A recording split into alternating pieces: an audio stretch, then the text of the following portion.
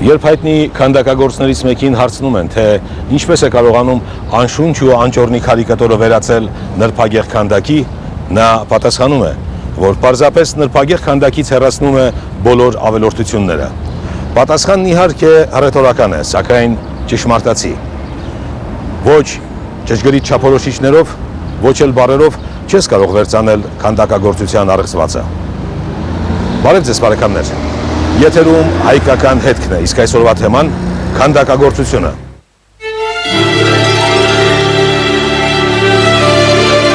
21-րդ դարի ժամանակակիցներիս համար սովորական է դարձել մեր քաղաքների, ավանների ու նույնիսկ գյուղերի հրապարակներում եւ զանազան հաստատությունների դիմացն ու պատերին տեսնել քանդակների, արձանների, հուշարձանների, կիսանդրիների, որմնաքանդակների բազմությունն ու բազմազանությունը։ Դրանք անչափ շատ են պատահում մեր առօրյա անցուդարձի ճանապարհին, այնքան շատ, որ աննկատելի են արդեն մեր աչքին, իբրև առանձնակի ուշադրության արժանի օբյեկտներ։ Այնուհանդերձ, եթե նույնիսկ մի պահ պատկերացնենք, թե դրանք իսպառ վերացել են մեզ շրջապատող առարկայական աշխարհում, ապա նույնիսկ ամենասկեպտիկ մտածելակերպի տեր մարդը անպայման կզգա, որ շրջապատը կատարելապես անճոռնի է եւ թերի ինչ-որ կարեւոր մի երևույթի բացակայությամբ։ Իր նշանակությամբ դա նման կլինի, ասենք, մեր բնակավայրերի ծառերի վերանալուն, քանզի գեղարվեստորեն ասած, քանդակն ու քանդակագործությունը եւս խոր արմատներ ունեն գցած մեր ենթագիտակցության մեջ, մեր հոգում եւ անցյալում։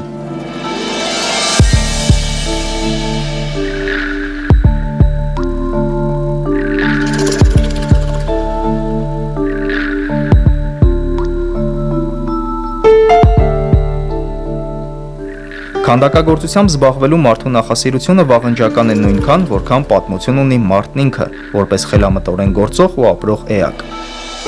Նրա կողմից ստեղծված ծակող, կտրող ու քերող առաջին պրիմիտիվ գործիքներն ըստ երևույթին պետքական էին ոչ միայն որսի ու հավաքչության մեջ, այլև կիրառելի նվազ կենսական նշանակություն ունեցող այլ կարգի գործողություններում։ Օրըստորե պաշարվող փորձն ու գիտելիքները, բնության դիտարկումներն ու ուսումնասիրությունը հանգեցրին մարդու մեջ գեղեցիկի ընկալման, սահմանային ձևավորմանը եւ ստեղծագործելու հանդրանիկ ճյուղերին։ Ժայռանկարչությունից բացի մարդն իր կենսական պետքերից ազատ ժամանակ սկսեց զբաղվել նաև ինչ-որ բաներ քանդակելով, ընդ որում, ինչպես նշեցինք վերը, ձեռքի տակ եղած գործիքներով։ Իբրև նյութ պիտանի եղավ ամեն ինչ, սկսած ոսկորից ու փայտից մինչև կավն ու քարը։ Պատկերման հիմնական առարկան ինքն էր, ինչպես նաև զանազան կենդանիները, որ այնքան մեծ նշանակություն ունեին իր համար։ Կրոնահավատամքային պատկերացումների ձևավորման հետ մեկտեղ քանդակագործությունը նախասիրությունից վերածվեց պարտադիր ու կենսական նշանակություն ունեցող գործառույթի, որովհետև աստվածությունների ու պահապան հոգիների փոքրիկ քանդակները կոչված պիտի լինեին ապահովելու այդ գերբնական ուժերի ներկայությունը համայնքի մեջ։ Այս կամ այն աստվածությանը զոհ մատուցելու, նրան նվիրված ծեսն իրականացնելու համար հարկավոր էր նրա վերացական ներկայությունը առարկայորեն մարմնավորող նյութակերպ մի օբյեկտ ունենալ, ինչը եւ հնարավոր եղավ իրականացնել իդեմս քանդակների։ Աշխարհընկալման ձևավորման ու համապատասխան կենսակերպի տվյալ շրջանը անվերապահորեն իր հրամայականներն էր թելադրում քանդակագործությանը, ուստի քանդակով զբաղվող մարդիկ թեև ձգտում էին իրենց ստեղծագործություններում զետեղել գեղագիտություն, բայց եւ այնպես այն մղված էր հետին պլան, զիջելով իր տեղը կրոնի կողմից պահանջվող պրակտիկ չափորոշիչներին։ Հենց այդ պատճառով էլ քանդակներն ու արձանիկները բավականին պրիմիտիվ էին իրենց ձևերով, ասիմետրիկ էին եւ էությամբ միաբևեռ, այս կամ այն աստվածության հատկությունն ու խորհրդանշող ուժը ընդգծելու համար։ Սկզբնական շրջանում դրանք նաև փոքր էին եւ հարմար տեղափոխման համար, ինչը նախ պայմանավորված էր նրանով, որ համայնքները ստիպված էին հաճախակի ճանապարհվել տեղից տեղ, ապա նաև դեռ մշակված չէին տեխնիկական միջոցները, որոնք թույլ կտային մեծ ծավալների կոթողներ պատրաստել։ Գեղագիտական բաղադրիչը դեռ երկար ժամանակ պիտի զիջեր կրոնական ըմբռնումներին, ընդհուպ մինչև քանդակագործության մեջ դասական շրջանի հաստատումը, իսկ մինչ այդ դավանաբանական հրամայականները օրըստորե ամրապնդում էին իրենց դիրքերը։ Ազգերի նստակյաց կենսակերպը, առաջին միապետությունների ստեղծումը եւ իբրև դրանց հետևանք կրոնական գաղափարախոսության հզոր ազդեցությունը նպաստեցին քանդակների, օբելիսկների եւ կոթողների թե քանակի, թե ծավալների կտրուկ մեծացման։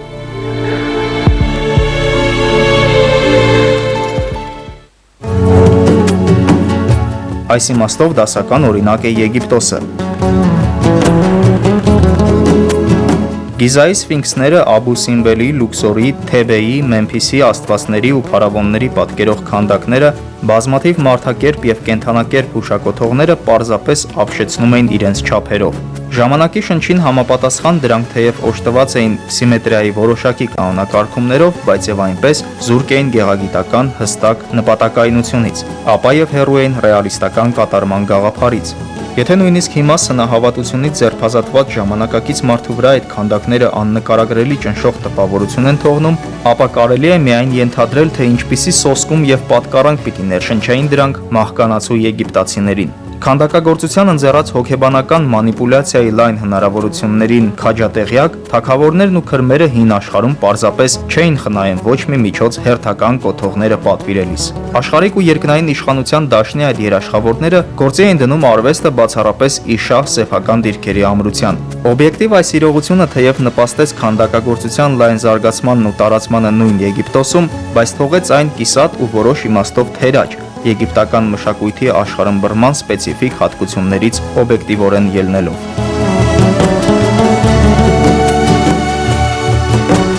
Հիշյալ ժամանակամիջոցին թեև արդեն բացահայտված էին մետաղները, այնուհանդերձ քանդակագործության համար իբրև հիմնական նյութ էր ծառայում առաջնային հումքը, քարն ու կավը Եգիպտոսում, առաջավոր Արևելքում ու Արևելյան Ասիայում եւ փայտը, գլխավորապես Հյուսիսային Եվրոպայում։ Իսկ ամերիկան բնակեցնող հնդկացիական ցեղերը հավասարապես կիրառում էին հիշյալ բոլոր նյութերը։ Մետաղն իբրև թանկարժեք նյութ գլխավորապես օգտագործվում էր փոքր ծավալների քանդակագործության մեջ եւ սպասում էր դեռ իր բախտին ընկնող լավագույն ժամանակներին։ Այդ ժամանակները երկար սպասել չտվեցին։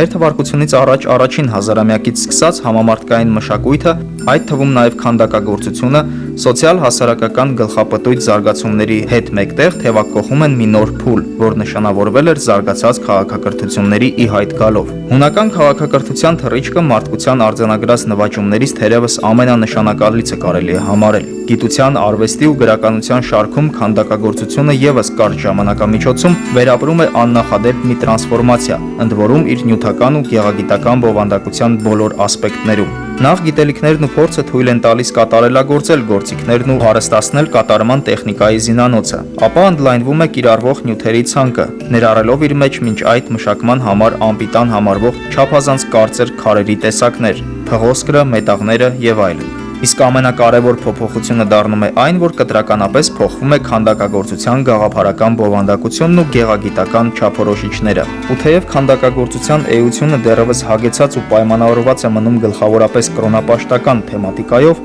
այնուամենայնիվ առարկայական իրականության ու մարդկային հույզերի արտացոլման փորձը դառնում է այդ արվեստի առանցքային շարժիչը։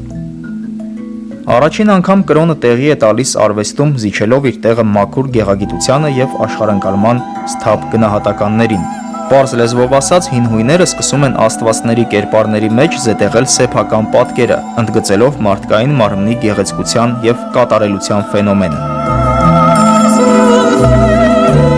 Կրոնական թեմատիկայից բացի քանդակագործությունը հանդես է գալիս նաև ուղիղ ռեալիստական գործերի ընծայումներով, որոնցում ուսումնասիրության եւ հիացմունքի առարկա են դառնում մահկանացուների, նույնիսկ գեղչուկների, ստրուկների, ինչպես նաև կենդանիների կերպարները։ Մեր թվարկությունից առաջ 6-րդից 4-րդ դարերում քանդակագործությունը ճարտարապետության հետ մեկտեղ վերապրում է Հունաստանում իր ծաղկումի գերագույն փուլը։ Ասպարեզ են իջնում քանդակագործության բազում դպրոցներ, որոնց ամենանշանավոր ներկայացուցիչներն են դառնում Միրոնը, Ֆիդիասը, Պրոքսիտելը, Սկոպասը, Լիսիպոսը եւ այլոք։ Հանճարով օժտված այս վարպետների բանակը աշխարհին նվիրաբերեց անտիկ քաղաքակրթության ամենափայլուն մարգարիտները, որոնք հանգամանքների բերումով հասել են մեզ կամ ոչ։ Անտիկ արվեստի հռոմեական շրջանը ել ավելի մեծ բարձունքների հասցրեց քանդակագործությունը։ Հույների դավանած ռեալիստական կատարման տեխնիկային հռոմեացի վարպետները ավելացրին պորտրետի հասկացությունը, ոչ միայն իբրև դիմաքանդակի ուղիղ իմաստով, այլ առավելապես ներկայացվող կերպարի բնավորության, խարակտերի վիրտուոզ վերծանության սկզբունքով։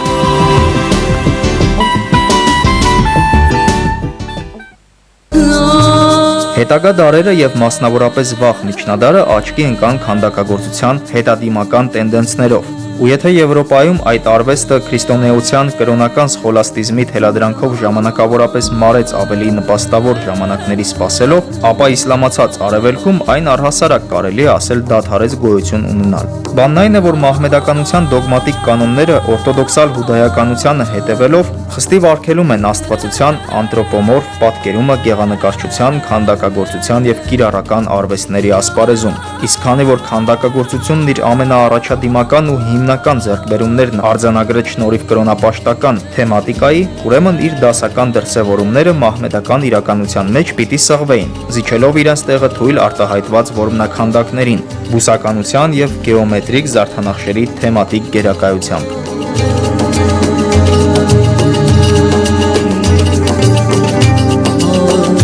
Ի հակակշիռ այս ամենի վաղ եւ միջին միջնադարում բուռն ծաղկում ապրեց Արևելյան Ասիայի քանդակագործության արվեստը, որի կատարելության գագաթները հանդիսացան բուդդայական բազմաթիվ ստուպաները Չինաստանում, Գոբիում, Կորեայում, Ճապոնիայում եւ այլուր, ինչպես նաեւ Անգորի ճկնաղ քանդակները եւ Բարաբուդուրի անգերազանցելի համալիր հուշակոթողները Ինդոնեզիայում։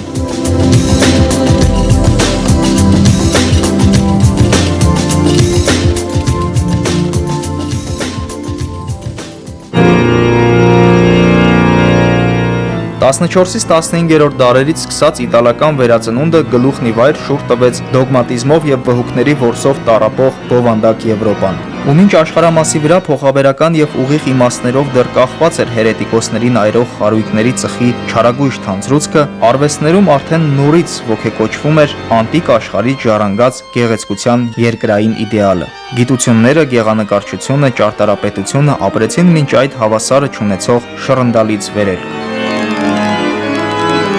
Քանդակագործության մեջ այս վերելքի գերագույն գագաթները նվաճեց հանճարեղ Միքելանջելո Բուոնարոտին։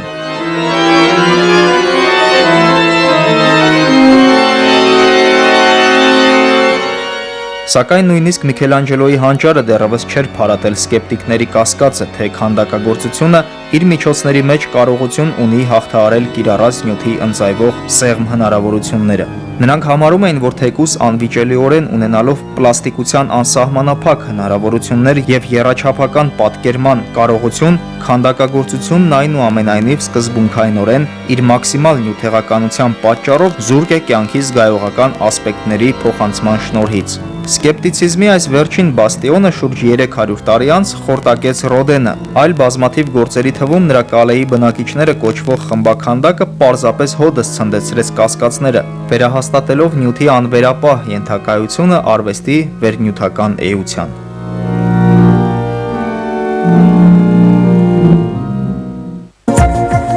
Հայկական քանդակագործության պատմությունը ցավոք չի կարող իր վերընթացությունների ծավալով ու նշանակությամբ մրցել, ասենք, հունահռոմեական կամ միջնադարի իտալական քանդակագործական դպրոցների արձանագրած նվաճումների հետ։ Սակայն դրա պատճառը թերևս ոչ թե ազգային գենի օժտվածության պակասի մեջ էր, այլ պայմանավորված էր բազմաթիվ պատմական օբյեկտիվ իրողություններով ու արվեստի նշանակության կենսափիլիսոփայական ըմբռնումներով։ Մինչև մեր թվարկությունից առաջ 6-րդից 5-րդ դարերը, այսինքն մինչև անտիկ աշխարհի քաղաքակրթական գլխապտույտ թռիչքը, հայկական մշակույթը զարգանում էր առաջավոր Ասիային եւ միջերկրականի ափամերձերին հատուկ ռիթմերով ու օրինաչափությամբ։ 6-րդ դարից սկսած, երբ միջերկրականի քաղաքակրթությունները կտրուկ ավելացնում են իրենց աճի տեմպը, Հայաստանը անմասն է մնում այդ զարգացումներից, ներքաշված լինելով մեդացիների եւ պարսիկների ծավալած պատերազմների մեջ։ Անտիկ աշխարհը համեմատաբար զերծ մնաց արևելյան բարբարոսների կողմից գործած ներազդեցությունից։ Արդեն մեր թվարկությունից առաջ 4-րդ դարում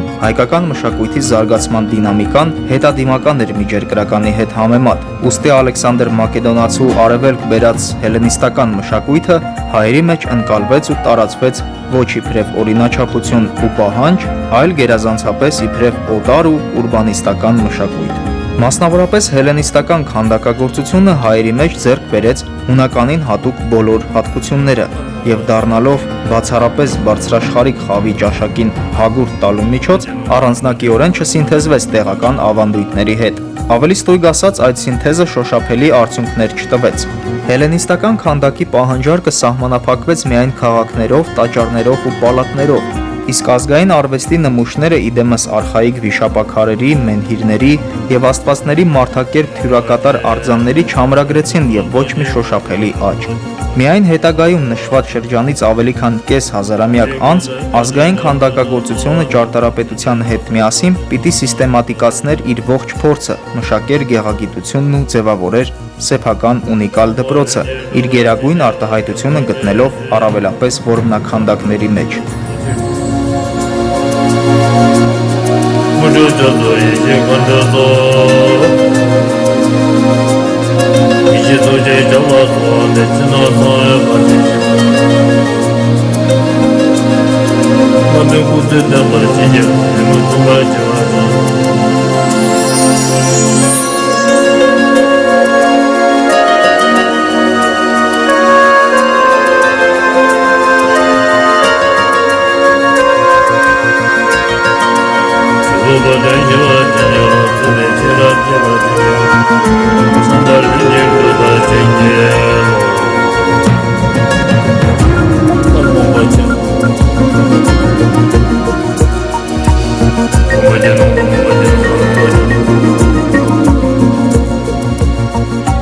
Իհարկե, այսօրվա քանդակագործները ունեն մեծ ստացած ժառանգություն քանդակագործության և քանդակի դպրոցների առումով, եթե շատ խորքերից սկսենք, միջնադարի դպրոցը մեր խաչքարների, հարթաքանդակների, ասենք եկեղեցիների, զարդաքանդակների դպրոցը շատ ուժեղ, ինքը շատ հզոր ու շատ յուրահատուկ, չկրկնվող աշխարհի պատմության մեջ մի ուղղություն է, մի ոճ է, ու դա շատ մեծ դպրոց է հանդիսացել այսօրվա քանդակագործությունը Հայաստանի։ Հայ վարպետների կողմից որմնաքանդակների հանդեպ ունեցած նախասիրությունը ամենևին պատահական չէր։ Դա նախ եւ առաջ պայմանավորված էր հայկական եկեղեցու մշակած թեոլոգիական դոկտրինով եւ դրանից բխող կանոնիկ համակարգով։ Եթե օրինակ քույր կաթոլիկ եկեղեցին թույլատրում ու նույնիսկ խրախուսում էր Քրիստոս Աստծո եւ սրբաց դասի արձանների պատրաստումն ու ճակերտավոր երկրպագումը, ապա հայ հոգևորականները այդ երևույթում գուցե կռապաշտության վերապրուկ եւ ակնարկ տեսան եւ արգելեցին այն։ Այլ բան էր Աստծուն, սրբին կամ սովորական մահկանացուին պատկերող որմնաքանդակը, որում առավելապես ընդգծված էր գեղագիտական խորհրդապաշտական մոտիվը, բայց ոչ երբեք կերպարանավորումը, իբրև ուղիղ պաշտամունքի առարկա։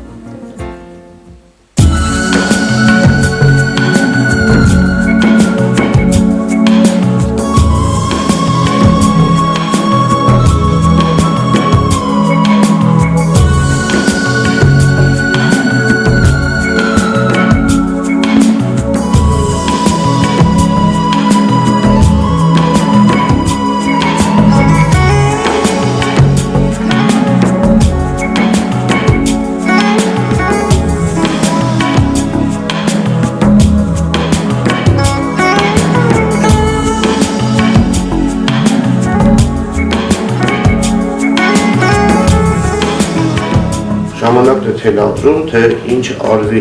Եթե միջնադարում եկեղեցաշինությունը շատ զարգացավ ու առաջ ոնց որ գնաց եւ այլ կար մեր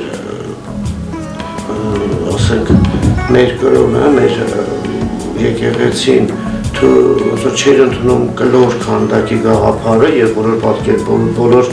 տեսարանները աստվածաշնչային պատկերում են հարթականդակի դեպքում, բնականաբար հարթականդակի միակ աշխատեք տեղը դա պատմիչ, հա, դրանով որմնաքանդակները դառան։ Այսօր ավելի քիչ են փոխվում եկեղեցիներ, բնականաբար ավելի քիչ կլինեն նման քանդակներ։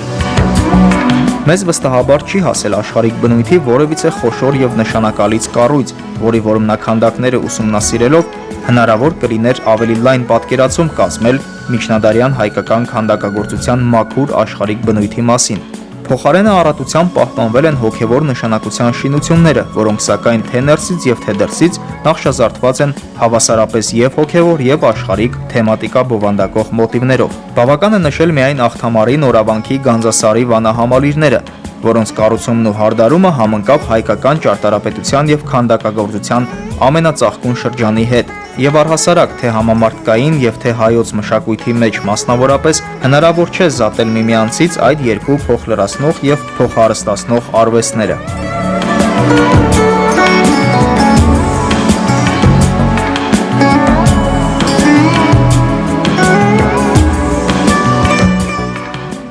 Քարե հուշարձանները լայն տարածում ունեին նախնադարյան Հայաստանում։ Այդ ժամանակահատվածին են պատկանում մեզ հայտնի վիշապաքարերն ու մենհիրները։ Իսկ խաչքարերի մասին մեզ այսօր շատ բան է հայտնի, բայց վստահությամբ կարելի է նաև հաստատել, որ հնագույն այդ արվեստը բազում անպատասխան հարցերի տեղիք է տալիս։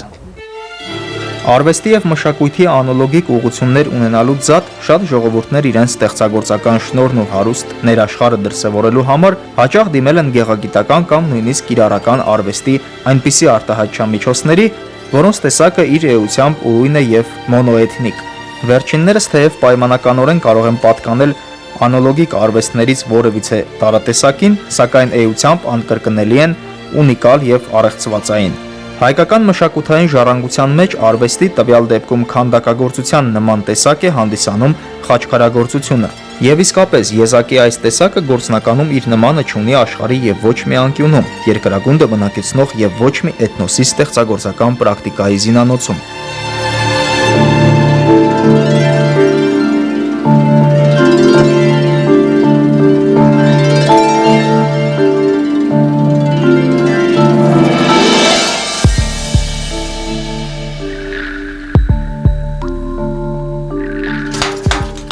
Խաչքարերի տեխնիկական կատարման ոլորտը ուսումնասիրված է բավականին մանրակրկտորեն։ Հայտնի են միջնադարյան վարպետների կողմից նյութերի այս կամ այն տեսակի ընտրության սկզբունքները, խաչքարագործական դպրոցների զանազանությունները, քարի մշակման բովանդակ տեխնիկան եւ ընդհանրապես խաչքար հուշակոթողի արարման ընթացքի ողջ հետևողականությունը։ Սակայն այն, ինչ վերաբերում է խաչքարագործության բովանդակային մասին, թերևս շարունակում է որոշ իմաստով սքողված մնալ բազում գաղտնիքներով։ Որպիսին էր խաչքարերի արարման գլխավոր նշանակությունը՝ գեղագիտական, կիրառական, թե ծիսահավատամքային, որն էր նրանց զարդանախշային մոտիվների սկզբունքը՝ ռեալիստական, ալեգորիկ այլաբանական, թե գուցե աբստրակտ։ Եվ վերջապես, ինչով է պայմանավորված էներգետիկ այն հզորագույն դաշտը, որը ստեղծում են խաչքարերը իրենց շուրջ, եւ որի օգնությամբ ըստ ժողովրդական հավատալիքների մարդիկ ապաքինվում են զանազան մարմնական եւ հոգեկան աղտերից։ Թերևս խաչքարերը նրանով էլ հետաքրքիր են, որ հանելուկային զարդանախշերի վրա մեր հայացքը երկար գամած պահելով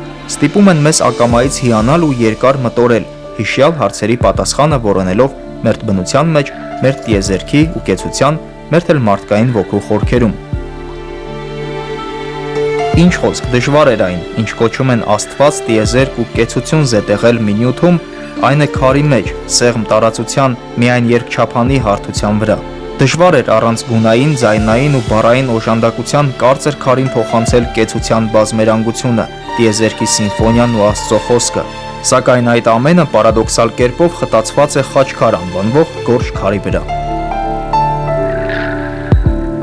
Պետականության բացակայության պայմաններում եկեղեցին եւ կրոնական կենսափիլիսոփայությունը այլևս իզորու չէին իրենց ուսերի վրա միայնակ կրել հայ ժողովրդի լուսավորության ու մշակույթի բովանդակ խնդիրները։ Իսկ աշխարհիկ կրթության ու մշակույթի մասին բուն Հայաստանում խոսելն անգամ ավելորդ էր։ Ու մինչդեռ Ֆրանսիայում Ռոդենն արդեն ճանապարհ էր հարթում ավանգարդիստական զանազան ուղղությունների համար, հայկական քանդակագործությունը սպառել էր արդեն իր վերջին կենսատու լիցքերը, օտարների մեջ բսկտված, տգիտության եւ խավարի մեջ խարխափող գեղչկական երկրում։ Հորետեսությունից բացի այդ վիճակը քիչ թե շատ մտահոգ մարդկանց մոտ չէր հարուցում ուրիշ եւ ոչ մի զգացում, եւ թվում էր արդեն, որ հայկական գենը ընդհուպ մոտեցել է մշակութային ամլության աղետալի սահմանագծին։ Սակայն տեղի ունեցավ հրաշք։ 20-րդ դարի գծած մարտահրավերը այդ գենն ընդունեց պատվախնդրորեն, հակառակ բոլոր օրինաչափությունների ու հոգեվոր մեկ պորտքումի մեջ փոխհատուցեց իր բոլոր խաթարված վերածնունդները։ Հայկական քանդակագործությունը այդ փոխհատուցման մեջ իր մեծ բաժինն ունեցավ ու իր օրանից զատ մեծ ճամփորդության ելավ աշխարհի քաղաքներով ու թանգարաններով, անհագուրդ մի փափագով, վերգտնել իր կորցրածը պատմության տառապալի քարուղիներում։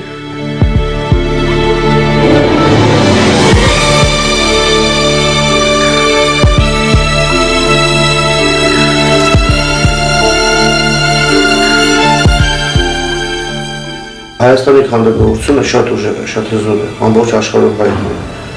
Հայաստանի նման փոքր երկիրը մի քանի տարի հետևից հաղթեց տարբեր մրցանակներ, տարբեր բիենալեներում, մրցույթներում։ Հայաստանի քանդակագործները շատ հայտնի են դուրսը,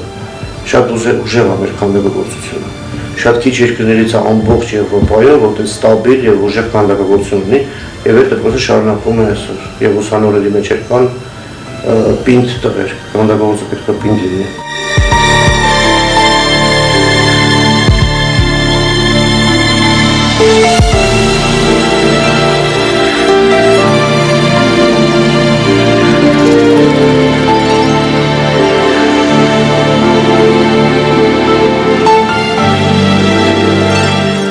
Ինչ է քանդակագործությունը։ Այս հարցին ոչ ոք չի կարող պատասխանել։ Գուցե անկարելին կարելի դարձնելու միջիկ, գուցե անշունչ նյութի մեջ ոգի փչելու աստվածային շնորհի մարդկային կրկնօրինակության մի փորձ, գուցե ժամանակի հավերժական հոսքը կանգնեցնելու բաղձալի ցանկություն։ Հնարավոր է, որ այս վարկածներից յուրաքանչյուրն իր մեջ պարունակում է ճշմարտություն։ Հնարավոր է, ոչ, սակայն անվիճելի է մի բան։ Կեցության հրաշքը փառաբանելու կոչված այդ արվեստն ինքը վաստակեց իրենով հիացնելու իրավունքը։